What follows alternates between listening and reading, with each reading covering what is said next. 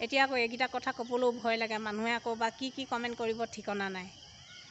আজিকালি দিনকাল বহুত বেলেগ হৈ গ'ল ন। অভ্যাসেই নৰ কৰ্ণপথে চৰে হৰ।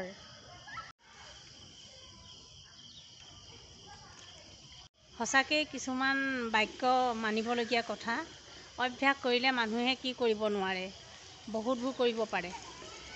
মই আজি তাকে ক'বলৈ বুলি আপোনালোকৰ ওচৰলৈ আহিলোঁ। সেই একেই জেগা, সেই একেই গছ, একেই বিল্ডিং, আৰু যাবলৈ জেগা নাই। এইডোখৰতে মই আপোনালোকলৈ বুলি এটা ভিডিঅ' বনালোঁ। হাই হেল্ল' ফ্ৰেণ্ডছ, কি খবৰ আপোনালোকৰ? সকলোৰে ভালেই চাগে। মই আজি এইকাৰণেই ভিডিঅ'টো বনালোঁ। আজি ৰাতিপুৱা আমাৰ ঘৰলৈ দুজন ল'ৰা আহিছিলে। ল'ৰা দুজন ইয়াতে মানে নতুনকৈ এতিয়া ট্ৰেইনিং চলি আছে তাহাঁতৰ। আৰু সেই ল'ৰা দুজন আমাৰ ঘৰলৈ আহিছিলে ৱাকিং কৰিবৰ কাৰণে। বাহিৰত অলপ ঘাঁহ আছিলে, ঘাঁহ থকাৰ কাৰণে তাহাঁতক পঠিয়াই দিয়া হৈছিলে আমাৰ ঘৰত ঘাঁহবোৰ চাফা কৰিবৰ কাৰণে। আৰু ল'ৰাকেইজনৰ বয়স বেছি হোৱা নাই, 20 বছৰৰ পৰা প্ৰায় 25 বছৰৰ ভিতৰতে হ'ব। 20 বা 25ৰ ভিতৰত হ'ব তাহাঁতৰ বয়স। তাহাঁতি এতিয়া নতুনকৈ মানে ইয়াত আহি ট্ৰেইনিং কৰিছে। ট্ৰেইনিং পাছ হোৱাৰ পিছতে তাহাঁতৰ পেৰেড হ'ব, তাৰপিছতে জেগাই জেগাই তাহাঁতক পোষ্টিং কৰি দিয়া হ'ব। তাহাঁতৰ কাম এইবোৰেই, আৰু মানে বিজি থাকে তাহাঁতি। ৰাতিপুৱা 4টা বজাৰ পৰা তাহাঁতি পূৰা দিন বিজি থাকে। মাত্ৰ 3 ঘণ্টা সময় তাহাঁতক দুপৰীয়া দিয়ে, খাই পেলানি অকণমান ৰেষ্ট কৰিবৰ কাৰণে। পূৰা দিন তাহাঁতি বিজি থাকে। আৰু ল'ৰাকেইজনৰ ঘৰ হ'ল এজনৰ পঞ্জাৱত হয় আৰু এজন হাৰিয়ানাৰ ছাইডৰ হয়। তাৰপিছতে আমাৰ ঘৰত আহিলে আৰু মই ল'ৰাকেইজনক ক'লোঁ যে এনেকৈ তোমালোকে কৰি আছা। ৰাতিপুৱা আহি 8টামান বজাত আহিছিলে। মই বোলো পানী খাই লোৱা, তাৰপিছতে মই তোমালোকক চাহ দিম। তাৰপিছতে ল'ৰাকেইজনে ক'লে, মেডাম একো দিব নালাগে আমাক, কি কাম কৰিব লাগে আপুনি আমাক দেখাই দিয়ক। তাৰপিছতে মই ক'লোঁ নহয়, তোমালোকে তেনেকৈ কাম কৰিব নালাগে। প্ৰথমতে চাহ খাই লোৱা, পানী খাই লোৱা, তাৰপিছত তোমালোকে কৰিবা, আমাৰ বেলকনিতে তোমালোক বহা। পিছতে ল'ৰাকেইজনে ক'লে যে নহয়, ছাৰে আহি আকৌ সুধিবহি, দেখিবহি এই আমি কাম কৰা নাই বুলি, তেতিয়া আমাক খং কৰিব, সেনেকৈ বুলি ক'লে আৰু মানে। তাৰপিছতে মই ক'লোঁ যে ছাৰক মই কৈ দিম, তোমালোকে বহি পেলানি এতিয়া চাহ আৰু পানী খাই লোৱা, এনেকৈ বুলি ক'লোঁ তাহাঁতক। তাৰপিছতে ল'ৰাকেইজনে কি কাম কৰিব লাগে মই এনেই অকণমান জেগা দেখুৱাই দিলোঁ, যে ইয়াৰ পৰা ইয়ালৈকে কৰিলেই হ'ব, তোমালোকে বেছি কৰিব নালাগে। মই যেতিয়ালৈকে চাহ বনাওঁ তেতিয়ালৈকে তোমালোকে কাম কৰা দুইজনে।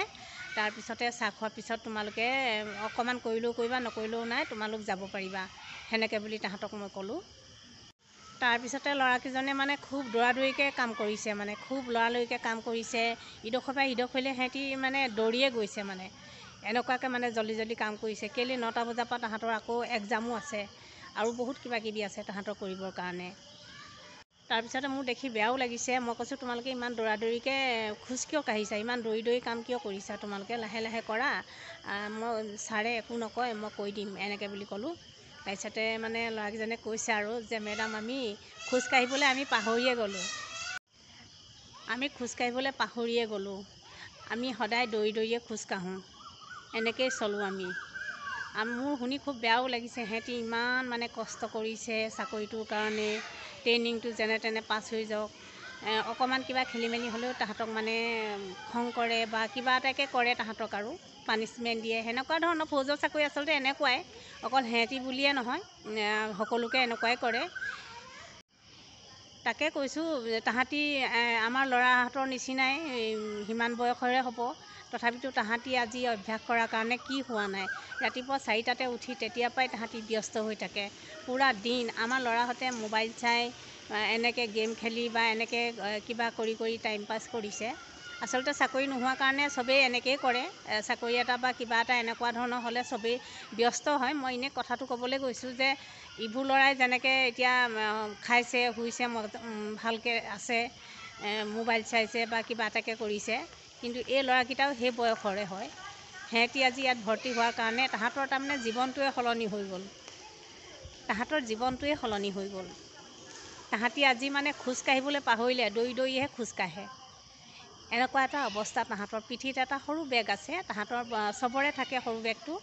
এই সৰু বেগটোত তাহাঁতৰ এটা ঝাৰু থাকে, কাঠি ঝাৰু, আৰু তাত তাহাঁতৰ মোবাইলটো থাকে আৰু পানী বটল এটা লৈ ফুৰে। তাৰ বাহিৰে আৰু বহুত বেছি একো নাথাকে, আৰু সেই বেগটো হমেশা থাকেই। আৰু সেই বেগটোতে তাহাঁতৰ এই ঝাৰুটো থাকে, মেইন তাহাঁতৰ ঝাৰুটোৱে। যদি তাহাঁতি ৰাস্তাত গৈ থাকোঁতে তাহাঁতি যদি কোনোবা এডোখৰ জেগাত গৈ বোলে লেতেৰা হৈ আছে, গছৰ পাত সৰহকৈ ঢেৰ পৰি আছে, তেতিয়া তাহাঁতি তাৰমানে সেই পাতখিনি লগে লগে আৰু ক'ব নালাগে, তাৰমানে তাহাঁতি লগে লগে তাৰমানে সাৰি পুচি পাতখিনি এডোখৰত জমা কৰি থৈ যায়। আৰু গধূলি হোৱাৰ লগে লগে তাহাঁতি সেই পাতখিনি জ্বলাই দিবলৈ পাহৰি নাযায়। তাহাঁতি সেই পাতখিনি তাৰমানে তাহাঁতি পাহৰি নাযায়। সেই পাতখিনি গধূলি আহি সেই ল'ৰাকেইটাই আহি জ্বলাই থৈ যাবহি। ইমান তাৰমানে নিট আৰু ক্লিনত কাম কৰে সিহঁতি।